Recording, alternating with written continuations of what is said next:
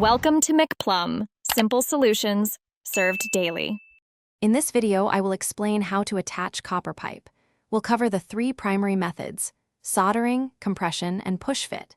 Each technique offers unique advantages, and understanding them helps you choose the best approach for your project. Proper preparation, including cleaning and deburring, is crucial for creating strong, leak-free connections that will last for many years.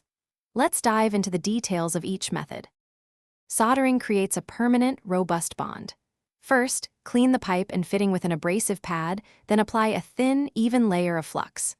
Next, heat the joint with a torch, moving the flame evenly around the fitting.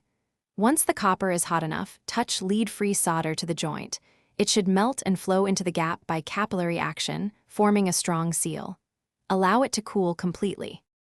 Compression fittings offer a convenient, solder-free alternative, ideal for situations where heat is impractical. Begin by sliding the compression nut and ring onto the pipe. Then, insert the pipe squarely into the fitting body until it reaches the stop. Finally, tighten the nut with 2 wrenches, one to hold the fitting and one to turn the nut, compressing the ring around the pipe to create a watertight seal. Do not over-tighten. Push-fit fittings are incredibly fast and easy, requiring no special tools or soldering. Simply ensure your copper pipe is cut cleanly and deburred. Then, push the pipe straight into the fitting until it clicks or reaches the internal stop.